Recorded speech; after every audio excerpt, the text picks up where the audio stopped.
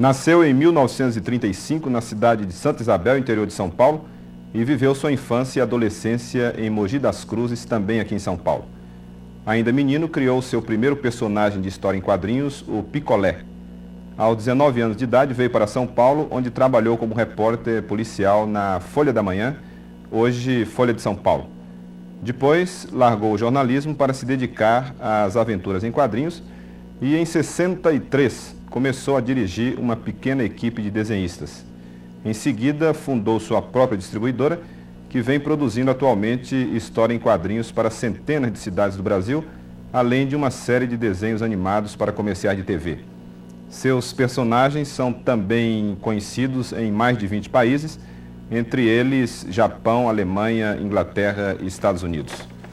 Participou de diversos congressos internacionais de história em quadrinhos, tendo recebido o famoso Yellow Kid, em Lucca, na Itália, considerado uma espécie de Oscar dos quadrinhos. Tem mais de 100 personagens registrados e entre os mais famosos contamos a Mônica, Cebolinha, Cascão e o Pelezinho. Boa noite, Maurício de Souza. Boa noite para todo mundo aí. Vamos então à primeira pergunta do programa. Estou às ordens. Como é que você aprendeu a desenhar? Eu aprendi a desenhar com lápis e papel na mão e com os meus pais me incentivando bastante desde quando eu era criancinha, menininho. Nunca ninguém tirou o lápis e o papel da minha mão, então eu prossegui até hoje. Antes de você ser desenhista, já foi alguma coisa? Eu, antes de ser desenhista, eu fui uma porção de coisa enquanto também era desenhista. Fui repórter policial, trabalhei em escritório, em faturamento, fui locutor de rádio lá em Mogi das Cruzes, tentei ser cantor. Fiz uma porção de coisinha mais ou menos sempre ligado à atividade artística. Mas eu queria mesmo, desde criança, ser desenhista de histórias em quadrinhos ou escrever para criança. Qual foi o primeiro personagem criado por você? O primeiro personagem criado por mim foi o Capitão Picolé, quando eu era criança. Criança, estava com a sua idade.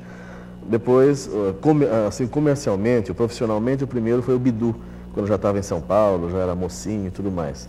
E depois vieram os outros, e a Mônica, Cascão, Cebolinha, assim por diante. Maurício, eu queria saber o que ficou de Mogi das Cruzes nos seus quadrinhos. Não só ficou, como ainda existe, como vai ficar, tudo de uma infância gostosa, divertida, bacana, cercada de carinho dos meus parentes, dos meus amigos, dos meus colegas de escola. E principalmente ficou muita coisa que ainda existe lá em Mogi. Minha avó, que está lá provavelmente assistindo esse programa, me esperando cada semana, cada 10 dias com o caldo de feijão dela, minha madrinha, meus primos, minha tia e assim por diante. Está todo mundo lá torcendo pela Mônica, pelo Cebolinha e pelo filho da família, né? Senhor Maurício, todos os personagens foram baseados em pessoas reais? Eu queria saber no que ele se inspirou quando ele fez a Turminha da Mônica. A Turminha da Mônica, toda ela quase que foi inspirada em gente que existe, ou que existiu, criancinha pequenininha. A Mônica foi baseada na minha filha quando ela tinha seus 3 aninhos, hoje está com 19. A Magali Acumilona, minha filha também. O Cebolinha e o Cascão existiram realmente. O Cascão não gostava de tomar banho, morava em Mogi, era um garotinho sujinho. O Cebolinha tinha um pouquinho de cabelo, não 5 fios, tinha um pouquinho mais, mas tinha o cabelo espetadinho, falava errado e tinha apelido de Cebola realmente. Então essa criançada existiu, continua existindo nas nossas historinhas e continuará existindo aí enquanto vocês gostarem deles. Oi, pai, eu queria saber o que você inspirou a Tina. Falam por aí que é em mim. E eu queria saber também por que o Bidu é azul. Mariângela, filha número 1. A Mariângela me inspirou quando era pequenininha, bem pequenininha, a Maria Cebolinha. Ficava engatinhando pelas histórias em quadrinhos e antes engatinhava pela casa. E depois, quando a Mariângela cresceu, me inspirou a Tina, a menininha adolescente. E o Bidu é azul porque ele precisava ser de alguma cor. Antes ele era branco nas histórias de jornal. Quando fui para a revista precisava pintar o azul de alguma cor. precisava escolher uma cor bonitinha. Vermelho, cachorro vermelho não dava, um cachorro verde é esquisito, um cachorro de outras cores ficava muito igual a tudo quanto é cachorro. Pintei de azul, que eu acho que é uma cor bonita. Seu Maurício, por que a personagem Tina passou de uma criança para uma moça e não aconteceu o mesmo com os outros personagens? Porque a Tina estava se misturando muito com a historinha da Mônica. Havia pouca diferença entre a idade da turminha da Mônica, ou da Mônica, e a Tina com seus 11, 12 anos. Eu preferi então dar uma defasada, dar uma diferenciada nas idades, para nós termos realmente ambientes diversos nas nossas histórias em quadrinhos e para dar um balanço melhor na distribuição do nosso material na revista. Quando você vê seus personagens que você se inspirou na gente, você ainda nota alguma semelhança? Realmente, do jeito que você está, é meio difícil, minha filha. Essa moça que vocês viram aí é a Magali, só que ela está lá com o cabelinho moderninho. A Magali, quando eu vejo a Magali desse jeito como ela está, é meio difícil de ver a outra Magali de onde eu me inspirei. Mas quando eu vejo a Magali comendo como ela come até hoje, inclusive meia melancia inteirinha, realmente eu lembro tudo o que eu criei, tudo o que eu inventei em termos de historieta, de personagem de quadrinhos, com o nome de Magali. De onde você tirou o Jotalhão? Jotalhão foi um elefante, foi criado para o Jornal do Brasil há muitos anos atrás. E eu penso que foi uma caricatura aproximada de um colega meu da redação lá da Folha de São Paulo. Faz uma historinha com o Cascão tomando banho, que ele é muito sujo. Você pode publicar uma revistinha em que todas as histórias do Cascão toma banho? Mas se eu fizer isso, perde a graça. Daí, do que mais o Cascão vai ter medo? Ele, quando muito, vai ter um pouquinho de medo de apanhar da Mônica. Além disso, o Cascão está numa idade em que a garotada realmente prefere ficar brincando, jogando bola, fazendo peraltice por aí, e não quer perder tempo com o banho. O banho é necessário, uma criançada na idade do Cascão, você vê, pergunta para os seus colegas, olha do lado. É meio difícil a garotada largar da brincadeira para tomar banho. Então o Cascão é influenciado por essa garotada. Enquanto existir essa garotada fugindo de banho, o Cascão também está lá. Maurício, a propósito dessa preocupação desses garotos que fizeram a pergunta, eu gostaria de saber que tipo de crítica você recebe com mais frequência por parte desse público jovem que lê seus quadrinhos. Olha, eu não recebo exatamente uma crítica. Eu recebo sugestões como essa que acham que seria um sarro, uma brincadeirinha, um negócio gozado, dar um banho no Cascão. De vez em quando eu também recebo alguns convites de fabricantes de sabonete, de produtos de limpeza que querem contratar o banho no Cascão. Também está fora de cogitação. Eu acho que, como eu falei agora há pouco, o Cascão é influenciado pela garotada. Não é o Cascão que influencia a garotada. Realmente, eu me lembro bem e eu conheço muito garoto por aí que foge do banho como o diabo da cruz. Mas você leva em conta essa reação, essas sugestões dos garotos? Eu levo sim. No caso do Cascão não, porque eu não acho que isso seja perigoso, porque de qualquer maneira o pai ou a mãe vão agarrar o garoto pelas orelhas e levar para o banho, lógico, mais dia menos dia. Mas há outras sugestões que me fizeram assim alterar algumas estruturas de história. Por exemplo, uma vez eu recebi um abaixo-assinado de uma turma de 20, 30 garotos lá do Rio de Janeiro, no bairro do Rio de Janeiro, ameaçando não comprar mais a revista se a Mônica continuasse tão violenta, tão agressiva, como estava se comportando nas histórias. Ela estava batendo assim, a doidada, torto direito na molecada, no Cebolinha, no Cascão. Então, efetivamente, eu examinei o material, eu senti que a Mônica estava exagerando um pouco. Então, a partir daquela época, já há muitos anos, nunca mais a Mônica apareceu batendo nos bonecos. Aparece antes e depois, mas não aparece a agressão mais. Gostaria, Maurício, que você me respondesse, de todos os personagens que você criou, qual é aquele que você mais se identifica e por quê? Normalmente, um autor de história em quadrinho, um autor de personagens de histórias em quadrinhos, ele tem que se identificar com aquele que ele está desenhando, criando, escrevendo naquele momento. Então, na hora que eu estou fazendo Na história do Cebolinha, eu sou a Cebolinha, eu sou Horácio na hora do Horácio, eu sou o Bidu na hora do Bidu e assim por diante. Mas através da boca de uma menininha, de um menininho, de um pai de uma criança, de outro personagem, às vezes você não pode dizer algo assim de dentro de você, de dentro de uma pessoa adulta, né? Então, eu acho que o personagem, por onde eu falo mais de mim, é o Horácio, o dinossaurozinho. Porque é um personagem que não está perdido no tempo e no espaço, não tem compromisso com nada social atual. Muita gente confunde com grilo, gafanhoto, apesar de ele ser um filhote de Tiranossauro Rex. Então, através do Horácio eu digo alguma coisa, através do Bidu às vezes também.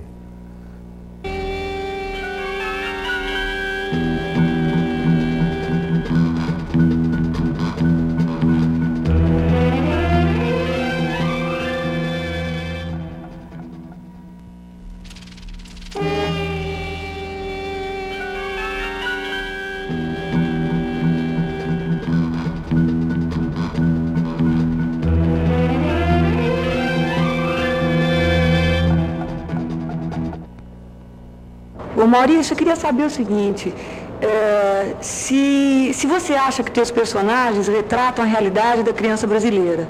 O que é a realidade da criança brasileira? A criança brasileira tem uma realidade em Pernambuco, se ela mora num bairro afastado, se ela mora num bairro classe A, ela tem outra realidade. A criança de Brasília tem outra realidade, a criança do Rio Grande do Sul tem outra realidade. Eu acho que os nossos personagens retratam a realidade de uma criança urbana comum, normal. E como tais, elas eu acho que se identificam com a criançada urbana que hoje há no mundo inteiro, bombardeada pelos meios de comunicação, também em nível mundial. Então, não é botando um chapéuzinho de cangaceiro na cabeça do Cascão ou um vestido de baiana na Mônica que a gente vai conseguir retratar hábitos e costumes, tradições brasileiros típicos. Vamos chegar lá, aqui ou ali, em algumas coisas, até mesmo em termos de viagens pelo Brasil com os nossos personagens. Mas eu penso que o propósito dos nossos personagens, o objetivo maior, é retratar situações gostosas, alegres, divertidas, com os bonecos vivendo momentos também alegres, para dar um pouquinho de lazer para o pessoal que curte e compra a nossa revista. Mas, de alguma forma, você tem a preocupação de retratar a realidade brasileira nos seus quadrinhos, Maurício? Eu tenho a preocupação de retratar a realidade da criança. E a criança não é brasileira. A criança está aí, é universal. Tem as mesmas reações aqui, na China, no Japão, na África. Nós trabalhamos com as emoções básicas da criançada. Então, a Mônica é braba, a Magali é gulosa, Cascão não gosta de tomar banho, Cebolinha apronta com as meninas lá em termos de planinho para dominar a rua, etc. Todo mundo conhece criança desse jeito aqui e em qualquer lugar do mundo. Eu não tenho essa preocupação porque não é essa a nossa proposta. Mas se você olhar o nosso material, a nossa revista, haverá um Chico Bento que retrata um menininho do interior dessa região centro-sul. Haverá uma Tina que de vez em quando retratava aí uma realidade das meninas adolescentes aí puxadas lá para o lado da Bahia. E assim por diante.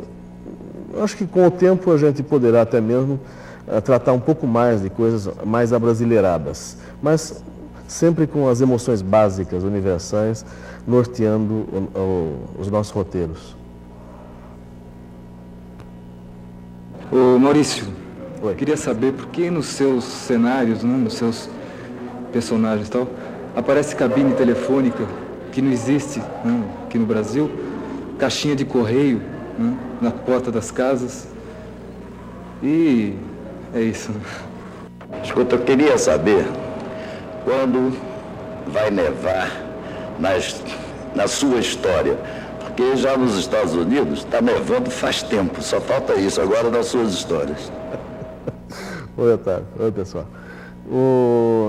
Quando começar a nevar na minha infância, porque eu trago todo esse material que eu escrevo da minha infância, da minha adolescência, das crianças que eu conheço, quando nevar na minha infância, na casa da minha avó, lá em Mogi das Cruzes, ou lá no quintal de casa, em cima da Wanda e da Valéria, minhas filhinhas de 9 anos, 2 gêmeas, daí é capaz de eu começar a fazer nevar nas nossas histórias, porque daí eu saberei fazer nevar.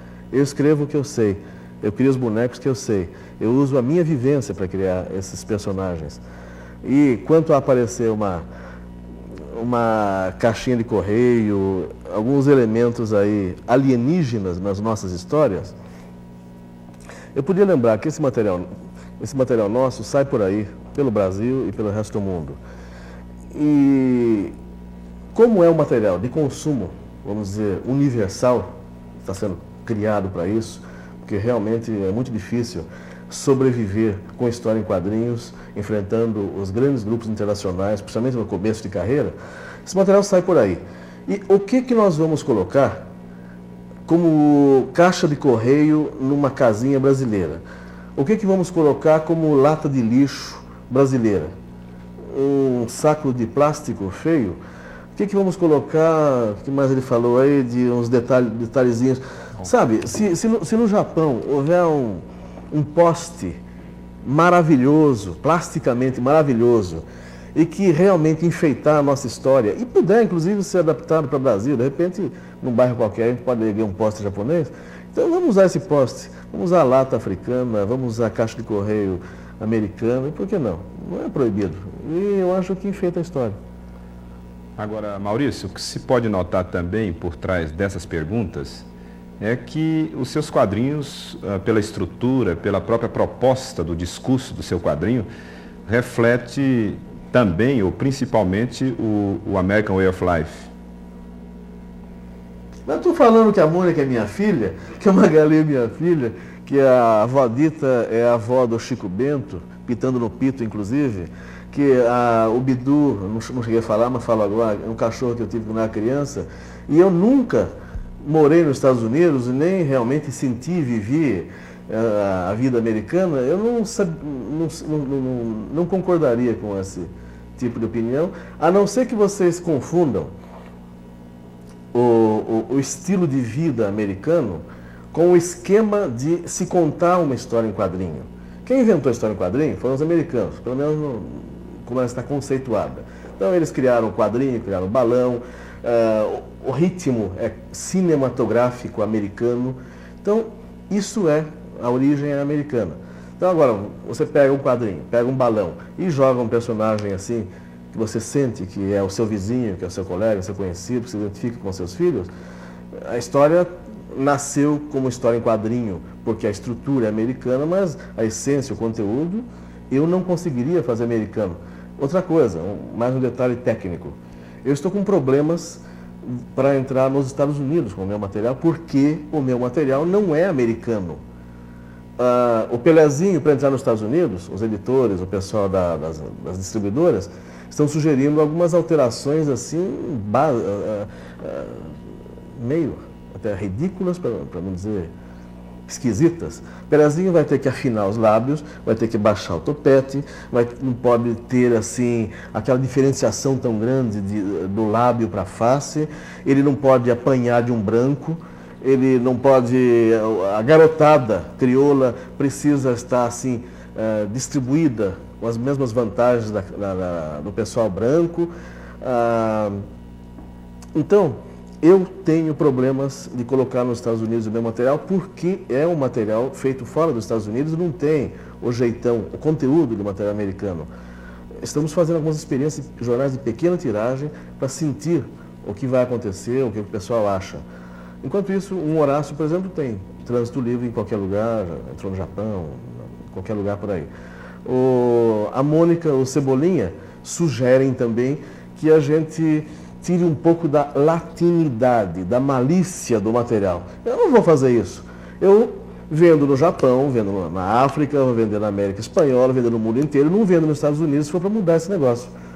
Vão continuar brasileiros como eu crio e como eles são aceitos no resto do mundo no conteúdo. A forma é outra coisa, o ritmo é outra coisa. O ritmo é americano, tem que ser. Todo mundo acostumado a ler há 70 anos história em quadrinho desse jeito. Vamos mudar o quê? Fazer em bolinha de trás para diante? Não dá. Maurício, queria saber por que seu Pelé é branco, embora tenha a boca grande, cabelo pichain, mas ele não é preto. Todo mundo repara isso. Queria saber por quê. Maurício, por que no primeiro número do Pelézinho, a mãe dele era branca? Era? Eu acho que houve um erro aí na gráfica da editora Abril, porque ela sempre foi da mesma cor que o Pelézinho. Foi uma crioula muito simpática, muito bonita e principalmente muito simpática, quase tanto quanto a Dona Celeste, que inspirou o personagem, a minha querida Celeste, a mãe do Pelé. Quanto o Pelé ser branco, repare, o Pelé é branco nos jornais, porque jornal não tem cor. E eu não iria pintar o Pelézinho de preto, tição, na história, porque iríamos ter problemas assim para transmitir as emoções, o ritus facial, os traços, risos e tudo mais. Então, prefiro fazer as características de um criolinho, mas no jornal, lógico que não tem cor, ele sai sem cor. Na revista, ele sai moreninho, sai criolinho. Tá aqui. Pelézinho aqui, ó. Moreninho.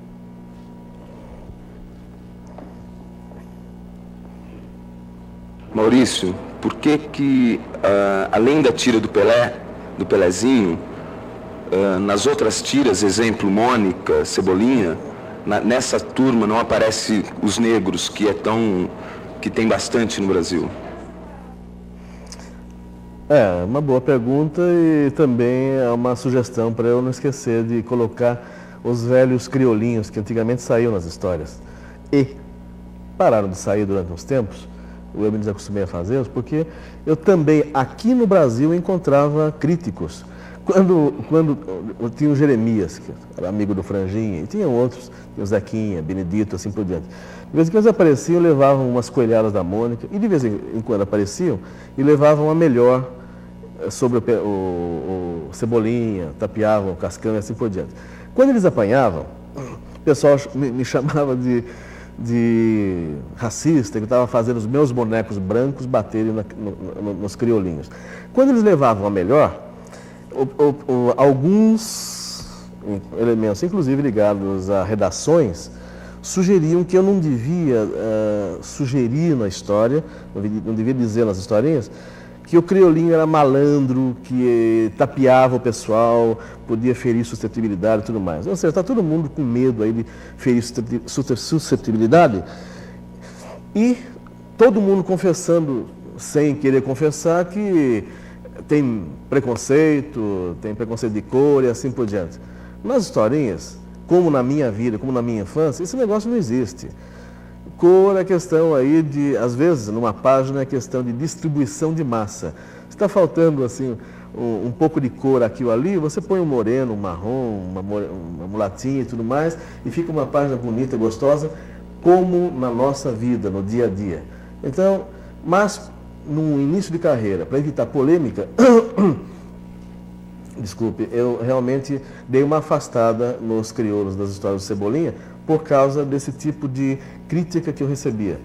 Hoje, realmente, nós podemos sair por aí sem problema nenhum, porque eu hoje enfrentaria qualquer crítico dessa natureza, como estou sugerindo aqui, e não vejo nenhum problema de um crioulo entrar na história da Mônica, levar a melhor ou levar uma coelhada na Mônica. São coisas da vida. Propósito, Maurício, atualmente seus quadrinhos têm alguma preocupação, alguma função social?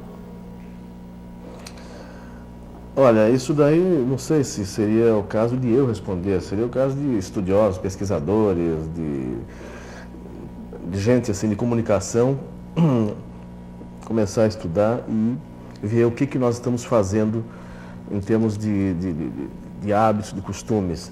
De qualquer maneira, eu acho que uma vez que nós estamos vendendo quase 1 milhão de revistas mensais, nós estamos levando para milhões de crianças um tipo de mensagem, uma brincadeira gostosa. Nós temos que ter cuidado com o que nós escrevemos e fazemos, nós temos que estar também conscientes de que estamos, de certa maneira, corrigindo algumas falhas de hábito que havia no país, porque antes de vendermos quase 1 milhão de exemplares, esse pessoal que hoje compra Mônica, Cebolinha, Pelezinho, assim por diante, estava comprando super-heróis estrangeiros, estava comprando material estrangeiro. Então, socialmente, nós estamos preenchendo uma lacuna, estamos preenchendo um vácuo que havia. Estamos acontecendo na comunicação em quadrinhos no país. Eu penso que, dessa maneira, estamos contribuindo com alguma coisa para abrasileirar esse Brasilzão aqui.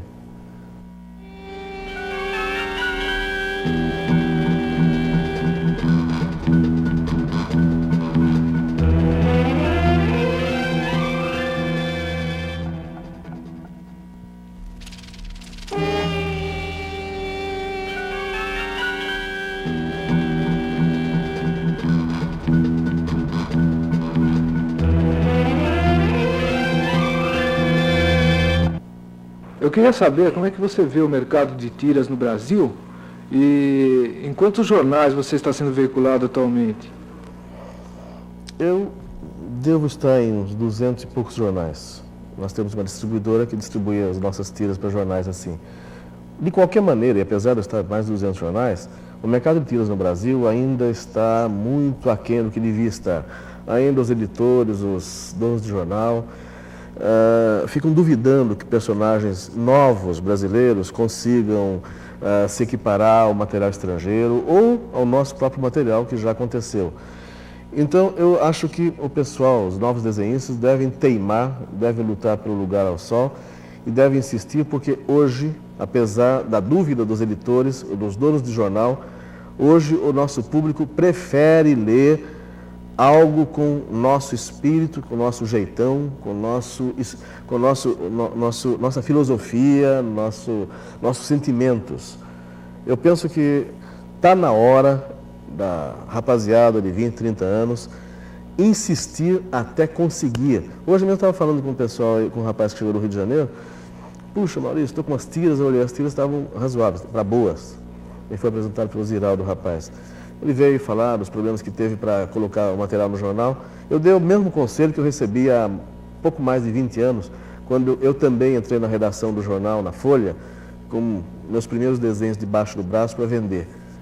Lógico que eu não consegui sensibilizar os redatores, nem o pessoal da redação, os chefes de redação, estavam me retirando da redação, quando um jornalista, aposentado já, o velho Mário Cartacho, me chamou e falou: o que é isso daí, menino? Um rapaz de 19 anos, né? Mostrei os desenhos para ele, falei: está meio fraco, você precisa subir um pouco, melhorar o nível e tudo mais, mas você chega lá. Por que, em vez de você sair por aí tentando vender um material para desconhecido, você não entra no jornal, entra na redação, vem fazer qualquer coisa aqui na redação e continue treinando o desenho. Mas vem fazer pestap, vem fazer reportagem, vem fazer copy 10, qualquer coisa. Mas continue treinando para você subir tecnicamente. Assim, quando o seu desenho estiver mais ou menos maduro, você vai tentar vender para o seu colega, para o cara que toma café com você no barzinho da esquina, uma cerveja. Eu atendi a sugestão do Cartacho, desci para o pessoal, preenchi uma ficha, tinha 2 vagas de repórter, peguei a vaga de repórter policial, fui repórter durante alguns anos, isso me ajudou a escrever, a usar a linguagem enxuta, direta, objetiva, que é necessária para a história em quadrinhos.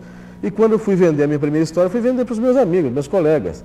Isso me facilitou muito, me abriu muitas portas, e é um conselho que eu dou, como o Cartacho me deu há 20 anos, para o pessoal que está chegando aí.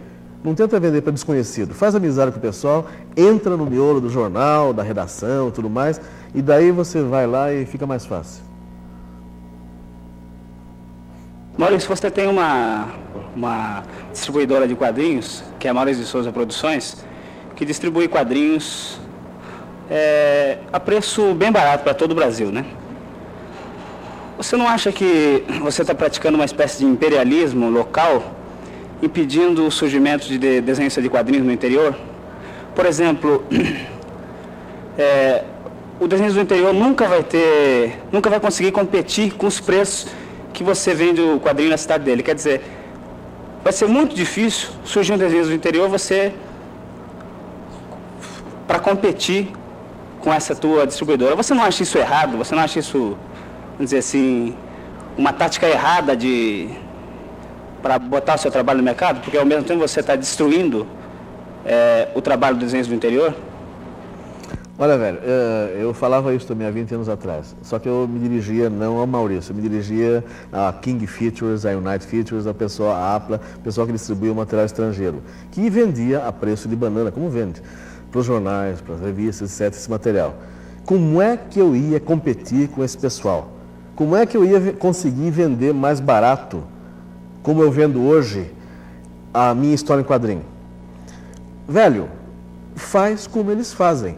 Eu saí com o meu material debaixo do braço, depois consegui publicar num grande jornal, sempre precisa começar num jornal, naquela base de você primeiro se infiltrar lá dentro. E daí, você sai com o material debaixo do braço e vende numa série de jornais, vende no mínimo em 6, 8 jornais, que daí você consegue enfrentar o preço do americano e o preço do mauriciano. Você vai conseguir vender pelo mesmo preço, porque você vai diluir o seu custo, você vai conseguir fabricar o material a nível competitivo de preço. Também vai a sugestão. Eu fiz isso, eu saía por aí, viajava, pegava meu ônibus. Foi duro no começo, precisava escrever, desenhar, receber quando dava e assim por diante. Hoje tem uma equipe, demorou 20 anos para chegar lá. Agora estou partindo para outros campos, para cinema, desenho animado e tudo mais. Mas na historieta, que é a base, é o cartão de visita, tem que começar assim, devagar, com esses esquemas assim de baratear o custo. Porque se eu for vender, como você sugere, por um preço bom para beneficiar o brasileiro, o editor não vai comprar o meu material, vai comprar Flash Gordon, Mandrake, Fantasma, velho. Então, nós temos que concorrer de igual para igual. E principalmente, com talento. O seu material, você é desenhista, me parece, o seu material precisa ter conteúdo, precisa ter força, fôlego para ser barato, porém tão bom quanto o material americano mauriciano. Quer dizer que os desenhistas do interior podem já desistir? Por quê? Eu vim do interior, Ziraldo veio de Caratinga, enfim, eu nem sei de onde veio, infelizmente eu não conheço a história dele, mas também deve, não sei, parece que não nasceu em alguma capital. Maioria dos desenhistas que eu conheço realmente apareceram vindos de cidades pequenas, onde eles tiveram mais tempo de ficar praticando, desenhando, etc. Eu acho que todo mundo com talento, com uma pitadinha de oportunismo e sorte, tem condições. É só sair por aí, pegar um bom jornal e vender. Vai dar trabalho, mas vale a pena. Olha, eu queria saber o que você, Maurício, e a Maurício Produções contribui para o desenhista nacional profissionalmente e criativamente, não só dando emprego para o cara desenhar cebolinha e outras coisas, mas sim, sabe, com trabalho e com criatividade, sabe, fazendo o trabalho dele. Eu queria saber se você pensa nisso e tem algum projeto ou se não faz nada a respeito disso. Faz todo dia, cara. Eu acho que todo dia, cada vez que eu vou examinar uma história, eu vou escrever uma história, eu vou examinar o material, a arte final do pessoal, dos 50, 60 artistas do nosso estúdio, eu estou contribuindo de alguma maneira para o desenho brasileiro. E eu penso que não tem na nossa história do estúdio da Maurício Produções, eu não tenho só os 50, 60 desenhistas hoje. Eu tenho os 50, 60 que já passaram por lá, saíram por aí, estão desenhando, estão ilustrando, estão trabalhando, estão criando seus próprios caminhos e abrindo suas próprias asas, seus próprios horizontes. Fora isso, é muito importante eu existir e estar aqui ao alcance do botãozinho da sua televisão. Eu sou brasileiro, como você. Meu estúdio é aqui na Barão de Limeira, perto da estação rodoviária. Quando não estou ali na lojinha da Mônica, na Augusta, desenhando para a criançada. Eu estou palpável, eu existo. Eu sou uma realidade, meu estúdio é uma realidade. Então, a criançada, o jovem que vem chegando e me vê, ele vê que é possível existir neste país um desenhista fazendo história em quadrinho, vivendo de história em quadrinho e de alguma maneira, dando certo. Uma criança, um rapaz, um jovem que está começando aí, ele vai então se incentivar com o fato de eu existir e estar nesse país acontecendo. Ele vai falar, puxa, o Maurício conseguiu, o Maurício estudou em Mogi, jogou bola igual ao meu irmão, é um cara parecido com o meu tio. Então, se ele existe e conseguiu chegar nesse ponto, eu também vou conseguir. E o pessoal começa a treinar, começa a escrever, começa a desenhar, começa a, vamos dizer, se entusiasmar em seguir a carreira de desenhista. Então, o fato de nós continuarmos existindo, espero continuar existindo durante muito tempo, já é um incentivo, já é, vamos dizer, um exemplo para a criançada que vem aí. Nós existimos, então eles também poderão existir. Não há nenhum maior obstáculo, não há forças ocultas, não há sabotagem, não há nada. Há necessidade de talento, há necessidade de criatividade, há necessidade de teimosia, bastante teimosia, porque se você desiste no primeiro não que você recebe quando vai tentar vender um desenho, daí então realmente é melhor fazer outra coisa. A propósito, Maurício, pelo volume de publicações que você tem e pela diversidade delas também, é claro que você não pode desenhar e escrever todos os seus desenhos, as suas histórias. E há uma crítica de que você não dá, claro, além do pagamento dos salários, né, não dá oportunidade aos desenhistas, aos argumentistas, etc., de assinarem seus trabalhos. Então eu lhe pergunto, é porque não convém promover os desenhistas, os argumentistas, os arte finalistas, etc.? Não, o que é isso? Até gostaria muito de promover os roteiristas, desenhistas, arte finalistas. Há problemas legais. Se uma história sai com muita assinatura, tem uma revista com 10, 15 histórias, e se sai com várias assinaturas, do ponto de vista legal, até mesmo há problemas assim, de distribuição de eventuais futuros royalties num relançamento daqui a 20 anos. Daí eu vou ter que procurar a viúva de um ex-colega para pedir autorização para reutilizar um tipo de material desses. Eu já pensei em fazer isso, gostaria de fazer isso, mas infelizmente, do ponto de vista legal, não é possível. Nem taticamente, nem legalmente, nem praticamente. Seria inexequível. Uma história correria o risco de custar 800% a mais do que ela custa realmente se nós partíssemos para isso. Em outros países, alguns estúdios, tipo dos super-heróis, os desenhistas assinam, mas eles antes fazem um contrato cedendo a assinatura como uma marca também para aquela distribuidora, a Ad Eternum. Isso também eu acho que é desonesto, eu acho que não é bom.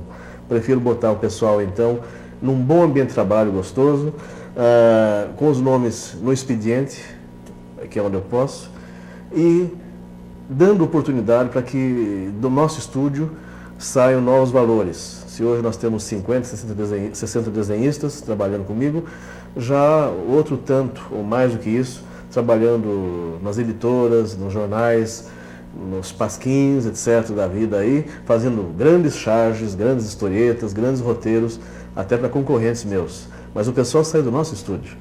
A propósito, no nosso estúdio, você não encontra, no estúdio História em Quadrinhos, você não encontra gente que veio de outros estúdios. Eles floresceram lá.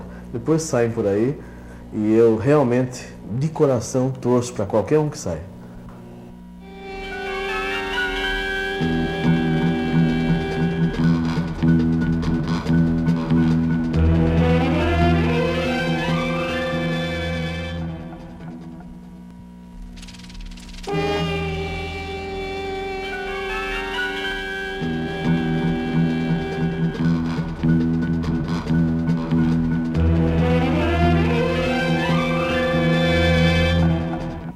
Maurício, você foi uma das pessoas que lutou pelo quadrinho nacional em 63.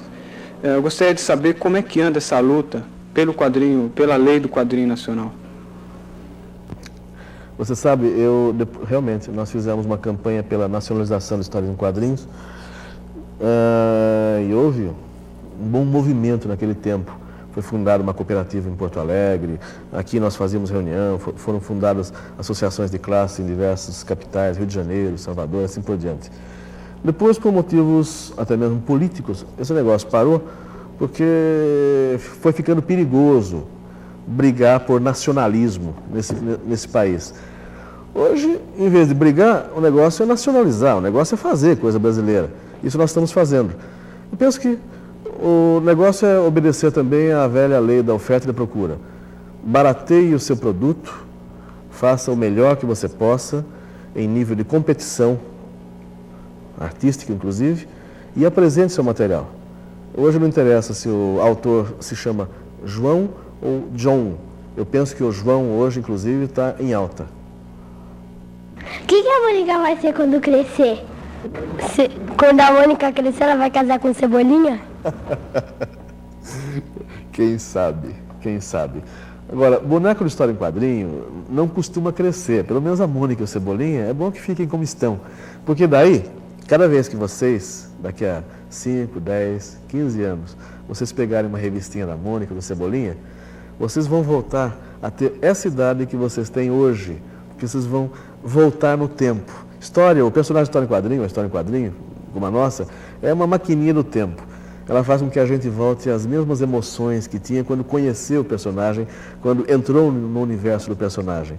Então, eu penso que para o bem de todos nós, para a gostosura da nossa Cuca, a Mônica deve continuar como ela é, o Cebolinha como ele é, e os dois, se um dia casarem, tudo bem, mas fica para a equipe que vai substituir a atual, lá depois do ano 2000. Quando o Cebolinha vai aprender a falar direito? Olha, direito não sei. De leito ele já fala desde agora. Direito eu não sei. Acontece que o Cebolinha, ele tem esse charminho de falar trocando a letra, porque ele foi baseado, como eu falei, num menino que realmente trocava as letras. Tinha um problema de dislalia. Hoje já é moço, continua trocando a letra. Mas eu penso que esse charminho é bom continuar, né? É tão bonitinho o Cebolinha falando daquele jeito. Embora... Agora, então, vamos voltar para o estúdio, para as nossas preocupações, assim, vamos dizer, didáticas. Embora a gente tenha que ter certos cuidados para que o Cebolinha não erre demais num determinado balão, ele não deve falar muitas palavras com as letras trocadas, porque daí, efetivamente, pode dar uma baguncinha na cabeça do leitor que ainda está em formação, que ainda está nos primeiros anos de estudo. Mas é um charminho gostoso o Cebolinha falar daquele jeito, não acha? Pai, se eu não tivesse nascido, você acha que existiria hoje tudo o que existe sobre a Mônica? Minha filha Mônica, mais que pergunta capciosa, até engasguei. Se você não tivesse nascido, talvez, deixa eu ver, talvez a Magali se chamasse Mônica. Só que a Mônica não seria forte, seria uma menina comilona, mas eu acho que teria, assim, a mesma simpatia. Ou se tivesse nascido outra menina chamada Marocas, que de repente até seria mais forte, porque Marocas é uma palavra assim que é até mais eufônica, mais gritante. O destino não somos nós que escrevemos no comecinho dele. Depois você ajeita um pouquinho para o negócio acontecer do jeito que você prefere que aconteça. Mas...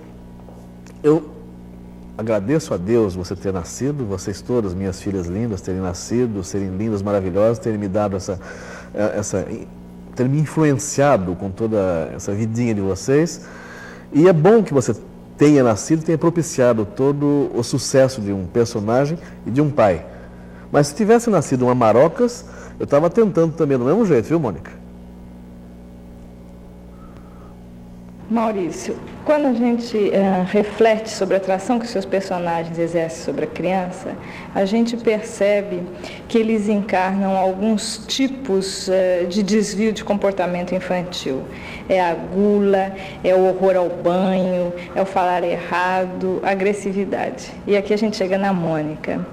Eu gostaria de saber de você, enquanto criador, em que medida você acha que essa tipificação teria como sequela a transmissão de estereótipos? Mais especificamente, sobre a Mônica, em que medida você acha que ela seja um estereótipo de mulher ativa ou de mulher liberada? Poxa, aí eu vou ter que usar outra linguagem para responder. Estereótipos e tudo mais. Olha...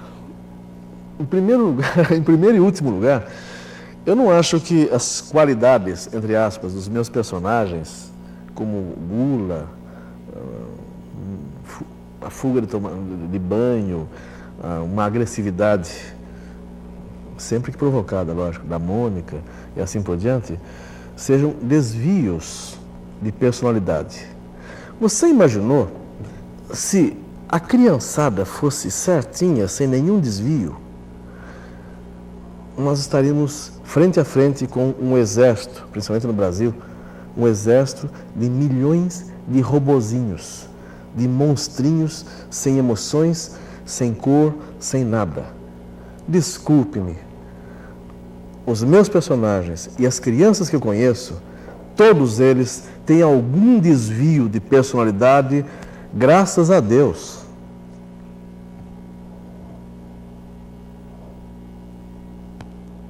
Maurício de Souza, você ganhou o prêmio máximo no Festival de Lucca, o prêmio Yellow Kid, Gran Guinidge, e assinou um contrato com a United Press que distribuiu suas histórias em quadrinhos para o Japão, Inglaterra, Alemanha, Dinamarca, Suécia.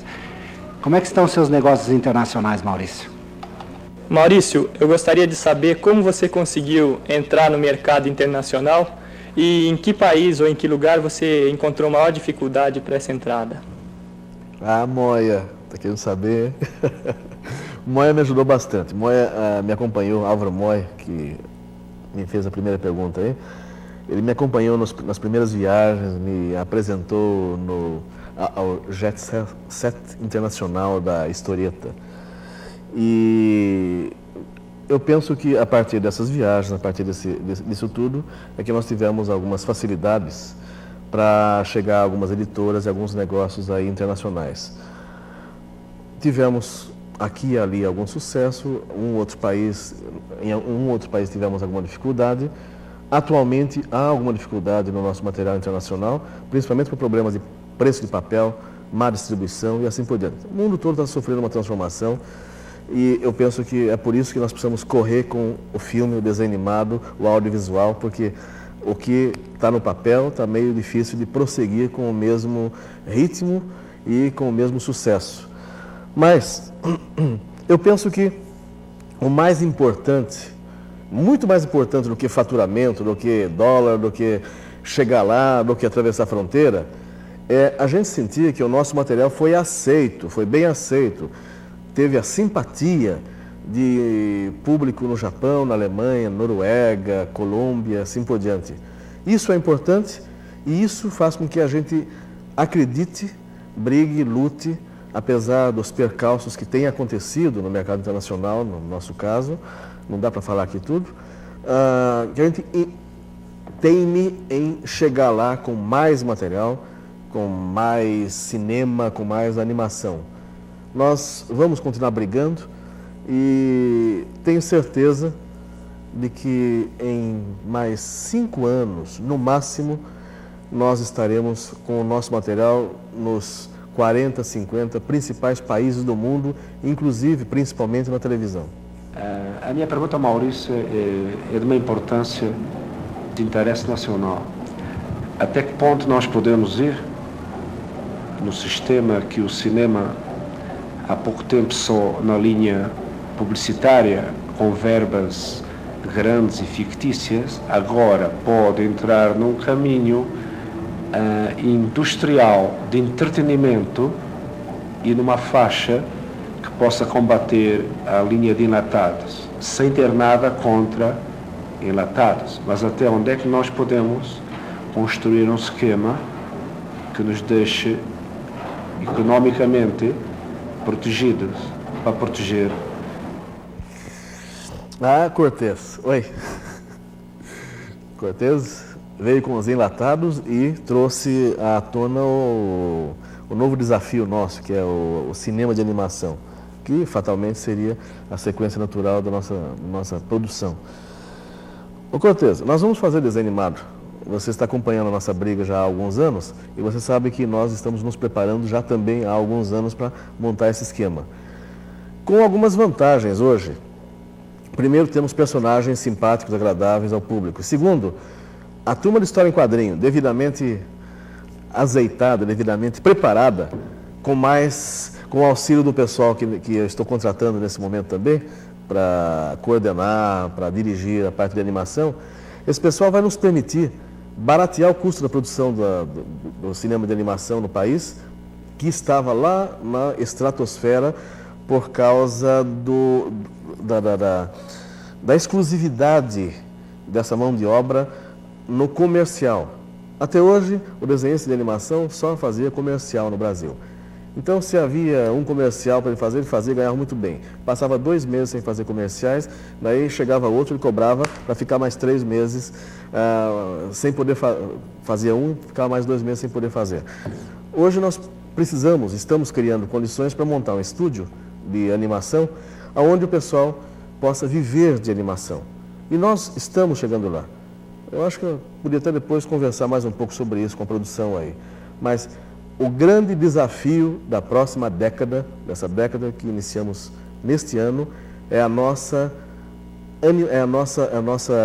produção do desenho animado para televisão, para cinema, para Super 8, videocassete e assim por diante.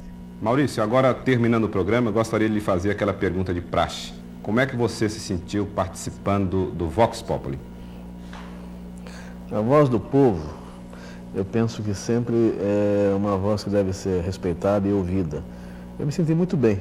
Só que, já que estamos aí falando com o povo, eu gostaria, se possível, de, se houvesse oportunidade, o tempo, mostrar um trabalho que nós estamos realizando, ou o início do trabalho que nós estamos realizando em termos de desenho animado, que é um filmete que nós fizemos em cima do storyboard do primeiro desenho da série de televisão, esse filmete de 2 minutos. Seria possível mostrar esse trabalho para o telespectador? Floquinho e Cebolinha às voltas com a Mônica.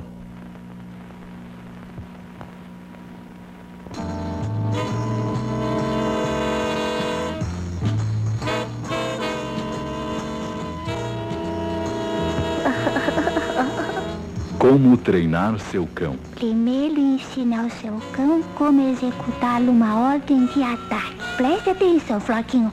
Faz de conta que este espantalho é a Mônica. Quando eu disser ataque, aí você ataca assim, ó. Entendeu, Floquinho? Agora é a sua vez. Ataque! Joia, Floquinho, muito bem. Você tá aprendendo fácil. Vai ficar uma fela. Vamos treinar de novo. Ataque! Ataque! Muito bem, Floquinho. Você já pode enfrentar a Mônica. Agora já tenho a minha arma secreta contra aquela dentuça. Quando ela descobrir que eu dei um nó na orelha do coelhinho dela... Cebolinha! Foi você, não foi, que deu um nó na orelha do meu coelhinho, não é? Ataque! Aqui, Floquinho! Ataque! Ataque! Aqui, Floquinho! Ataque, Floquinho! Ataque! Ataque! Mais um drama na vida do Cebolinha, as voltas com seus planos. Ainda em preto e branco, porque o storyboard foi feito em preto e branco. E mais uma vez, um furo para este canal. Como nos bons tempos do nosso velho programa lá do Irineu, História do Desenho Animado. Quando trazia também os nossos primeiros treinos de animação para cá. Está aí a nossa amostra, a nossa amostragem do que será em historinha a nossa série de TV. 2 minutinhos, todo dia, a partir de outubro. Vamos lá, que é o tempo de animação para os nossos personagens. Muito boa noite para todos vocês. Muito obrigado por todos vocês.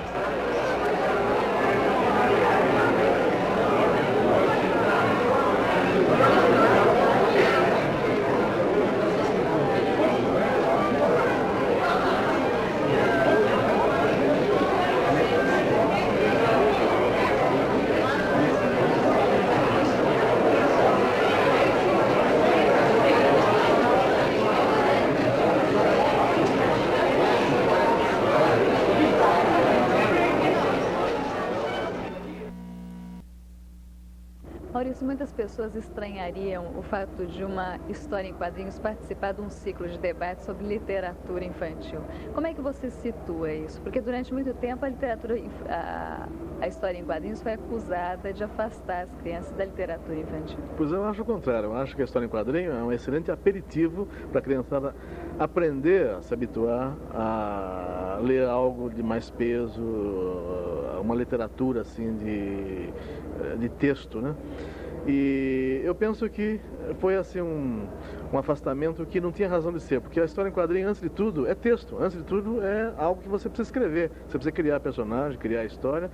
E acho sempre achei que o texto na história em quadrinho é o mais importante. O desenho é secundário. O desenho pode ser sofrível até, mas com um bom texto você salva qualquer história.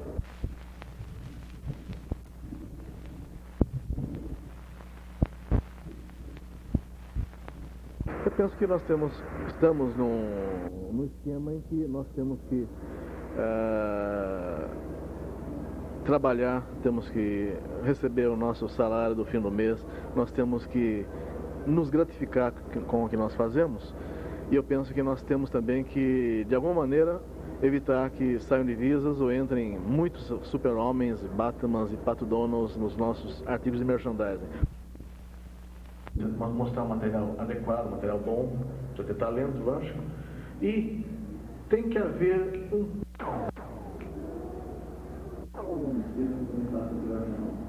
Duas questões, afinal, tudo mais, já vai ver os personagens, texto e uma coisa a mais. Enfim, realmente, eu gostaria de estar bem preparado quando der o primeiro passo para isso.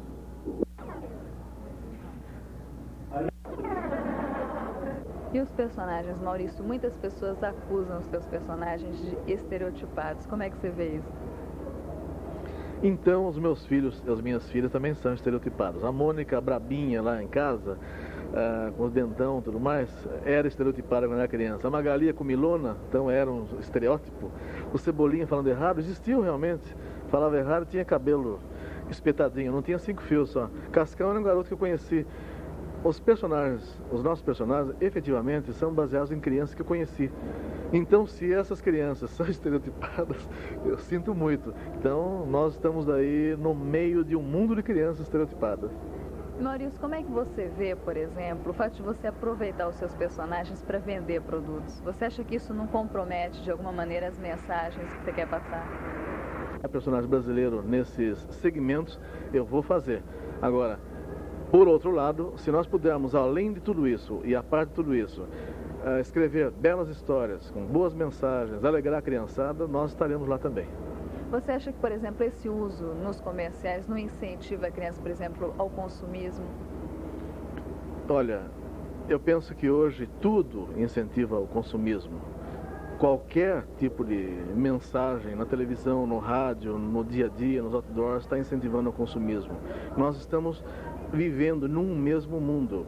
Então, se nós temos que entrar nesse esquema, nós temos é que ter cuidado para que, se a criança vai gostar da Mônica e ao mesmo tempo comprar uma toalha, que a toalha seja a melhor, que um produto seja o mais bem preparado, que um artigo qualquer industrial seja o mais bem elaborado. Isso a gente exige mesmo, senão a gente não pode nem fazer contrato.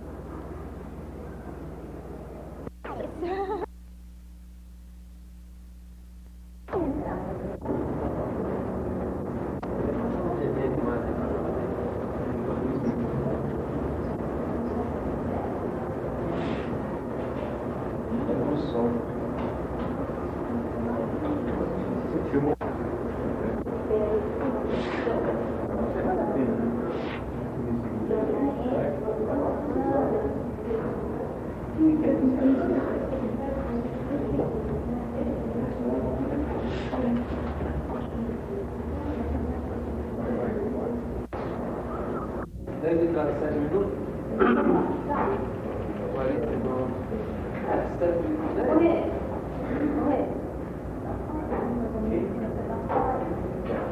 Não dá nem um minuto de entrar. Não dá nem um minuto de entrar. Quando falar. Todo mundo se treinar.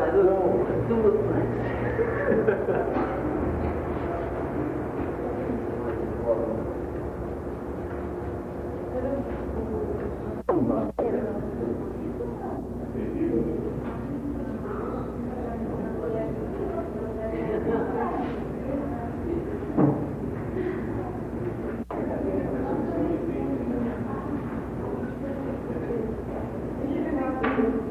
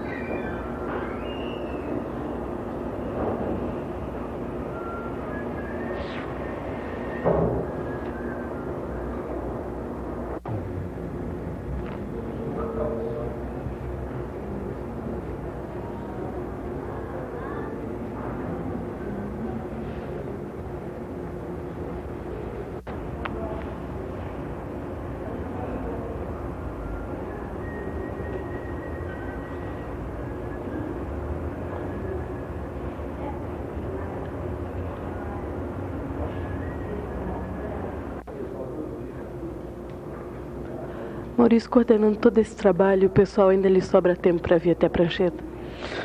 Tem que sobrar, né? Eu penso que, primeiro, a gente não pode deixar a mão enferrujar e nem o cérebro. E, além disso, o meu negócio, o que eu gosto de fazer mesmo é escrever e desenhar histórias em quadrinhos. Eu, por exemplo, escrevo e desenho todas as histórias do Horácio, que nós estamos mandando para o mundo inteiro, do Japão principalmente. Eu ainda escrevo histórias da Mônica, do Cebolinha, do Pelezinho, desenho alguma coisa, escrevo as histórias da Tina, numa reentrée desse personagem, e eu penso que eu não posso parar com isso. É uma maneira de eu estar em comunhão com a nossa equipe, a nossa grande equipe de artistas, desenhistas. personagens e Os meus personagens são quase como a minha família, são numerosíssimos. Eu tenho 150 personagens principais na comercial. E a maioria deles estão viajando pelo mundo aí. Temos com a Pelezinha na América Espanhola, com a firma de Cebolinha nos países nórdicos, com o Horácio no Japão. Muita coisa de merchandising também saindo por aí, pelos diversos países do mundo. Camisas, plavas, brinquedinhos. Publicados em quantos jornais de revistas do país? Nós estamos em cerca de 200 jornais no Brasil, mais alguns jornais aí pelo mundo. Temos 3 revistas periódicas nossas, que são Mônica, Cebolinha e Pelezinho. E tem algumas outras revistas. Álbuns especiais, assim por diante, que ajuda a criançada a brincar. Os personagens, que eles amam cada vez mais. Através de brincos e lavinhos. tem utilizado a Mônica e seu ator. Empresas brasileiras produzindo mais de 1000 itens diferentes. Esses projetos todos de Esses projetos todos de merchandising, a maioria deles também nasce aqui nos nossos estúdios. Artistas como você, que é certo e que vai ter lugar para todo mundo. Mas sem dúvida, brasileiro. querendo material brasileiro. É só Zero ideias historietas, nova, sair por aí com material. Diversos estilos, e eu tenho certeza que haverá. É um pouco difícil, até tempos difíceis no começo. Mas depois o negócio é você persistir, insistir e chegar lá.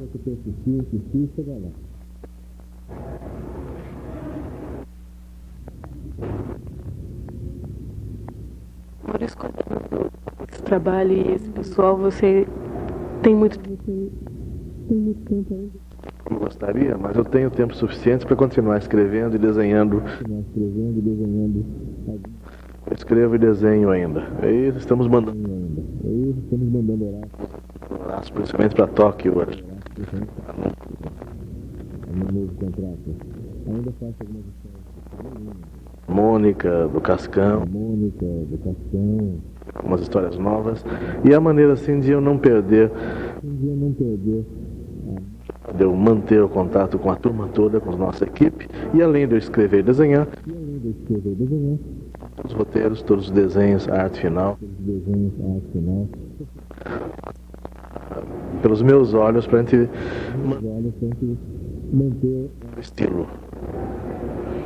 Para quantos países?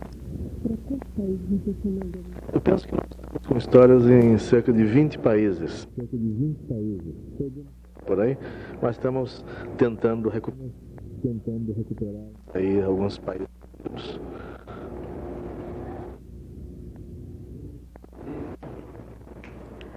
Maurício, foi seu desenho que mais deu certo. Como é que foi essa escalada? Bem, os personagens deram certo, sucesso. A escalada deu um trabalho, não foi fácil. Um cuidado diário das mensagens das nossas histórias, com as artes, com esse trabalho todo que você está vendo. Gratificante, vale a pena. Sua da Mônica, do Cebolinha na nossa história.